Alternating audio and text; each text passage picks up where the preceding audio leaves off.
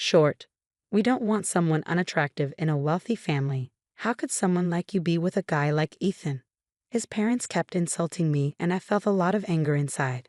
I understand. I'll leave now, but you've insulted my family and me. Please never get involved with us. It will be a waste even if you beg us. My name is Sarah. I'm a 25-year-old office worker. My family was very poor when I was growing up. We ate stale bread every day to fight off hunger. There were 4 of us: my father, mother, sister, and me. My dad's salary went mostly toward rent, and my mom was too sick to work. My sister and I were always hungry as kids. My life changed when I learned about finance in middle school. I think it was from an after-school program. I found out that the more education you had, the more money you could make.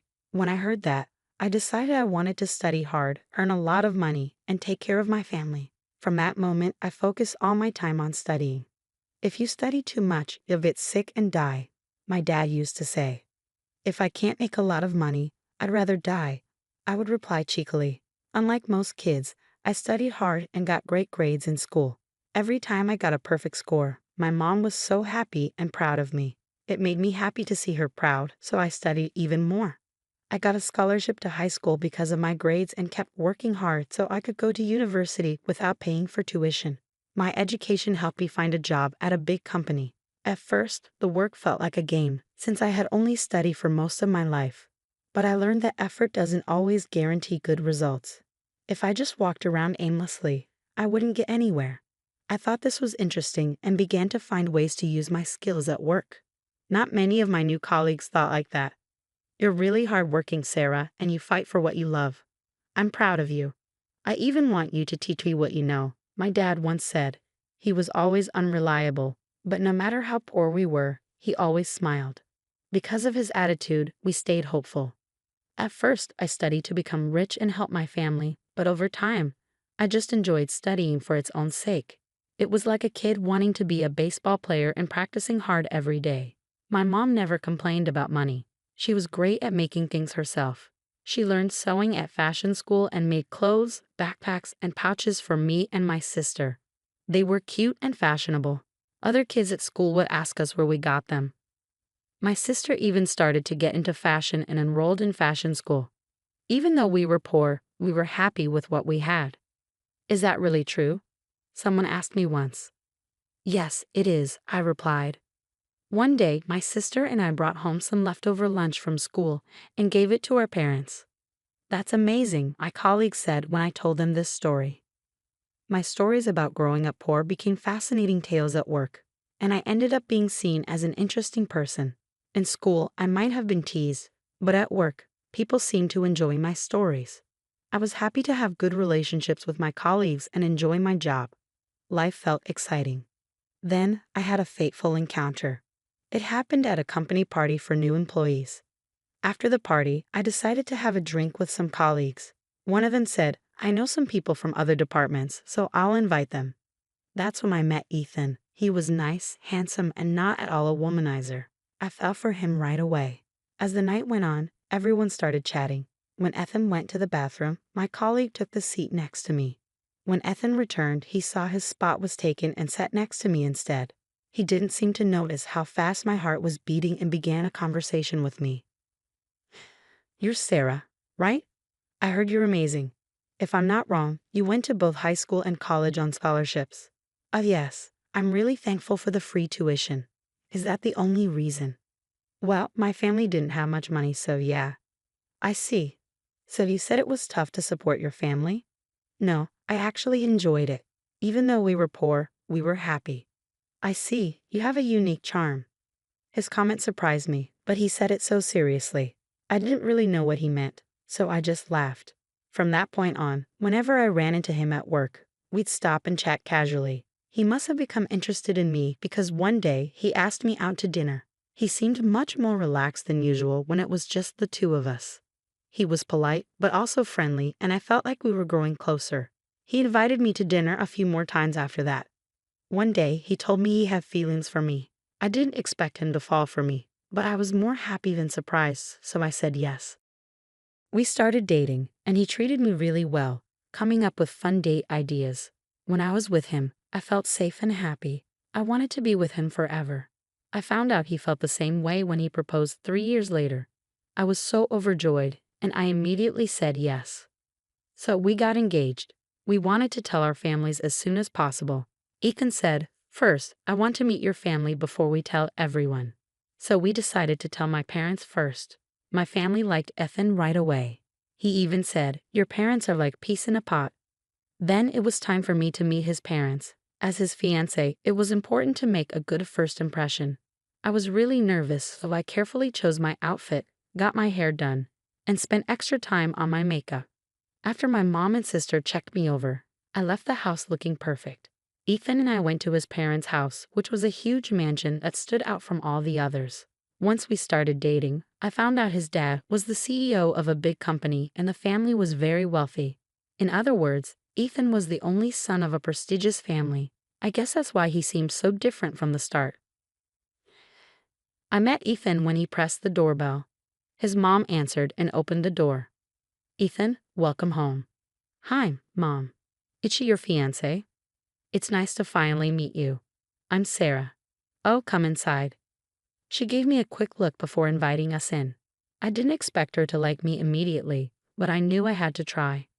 His mom led us into their huge, fancy living room, where his dad was already sitting on the sofa. "I'm glad you're here.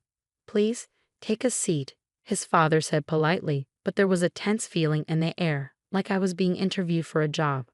"I'm Ethan's father. I run a company called 5X, he said. His company had always been successful, and his parents liked to brag about their status.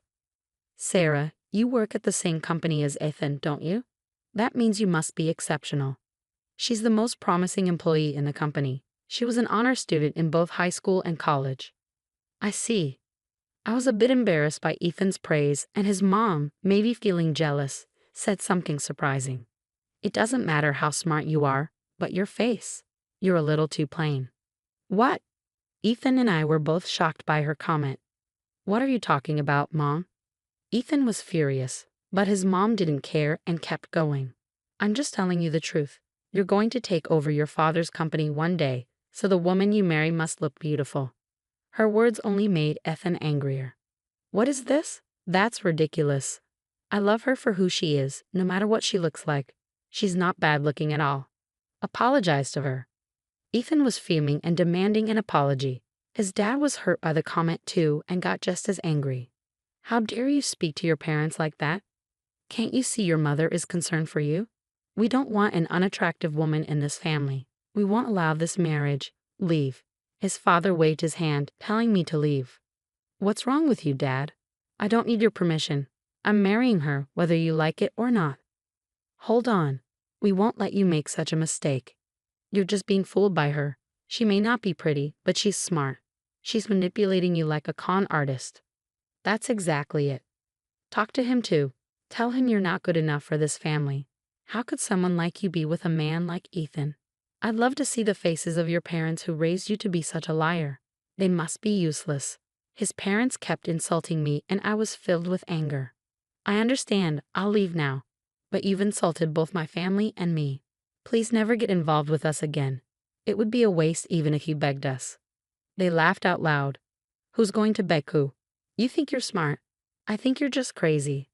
I ignored their rudeness and said, "Sorry to have bothered you," before leaving their house. Ethan followed me and apologized. "I'm really sorry about my parents."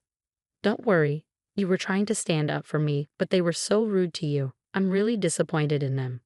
Lately, my dad's been acting like a tyrant at work. He doesn't get along with his employees. I think he's gotten too arrogant." "Well, my mom's always been like that, so I don't think she'll ever change." "I see." I was grateful that Ethan turned out to be a good person, even with parents like that. "Oh, by the way, that thing you said about not getting involved with your family?" "Yeah, I meant it. I was really angry when they insulted you. That's why I said it. But if you don't want me to, I won't go ahead. They deserve it. You should give them a piece of your mind." I got his approval, so I went ahead with my plan. I'm in the CEO's office at a company right now. "Dad, do you think he's going to call soon?" "I hope so." "Oh, here it is." "Yes, hello." My dad put the call on speaker. "Huh? Hello, what happened?" You suddenly want to cancel the contract. It's a shame, but I have a good reason to do so. What? What's the reason? You insulted my daughter and my family. You're Ethan's dad, right? Oh, I heard you treated my daughter badly when she visited. Oh my God, Sarah is your daughter. Yes, she's my sweet, precious daughter. Are you calling her ugly? I'm so sorry. I don't know how to apologize. You don't have to apologize. I won't accept it. I don't care what you said about me, but I'll never forgive you for insulting my daughter. My company is ending this contract right now. No, no. If such a big company pulls out, what will happen to mine? That's not my problem. Just live with integrity and stop judging people's looks. Then he hung up the phone. Thank you, Dad. I feel better now. I got a bit emotional. I'm sorry, Ethan, for causing trouble for your father. No, no. Don't worry about it. I'm glad you stood up to my father. Actually, my dad runs an egg company now. He's a big computer fan and even made his own computers. When he was dating my mom, he worked in an office job, but after she asked him, "Isn't there something you really want to do?" he quit his job and started following his passion. After my sister was born, he taught computer classes to earn money. Later, he started selling computers to his friends. And as word spread, the business grew. Now the company is big and works with other businesses, but he's still the same person. That's why I'm following my dreams too. No matter how rich we get, we still have the same heart we had when we were poor. Ethan's father was fired when the shareholders found out he caused the contract to be canceled. He lost his job and became unemployed. His mother didn't admit it and kept acting the same, but they ran out of money and had to sell the mansion. One day, Ethan's father came to my dad, crying and begging for forgiveness, but my dad didn't forgive him.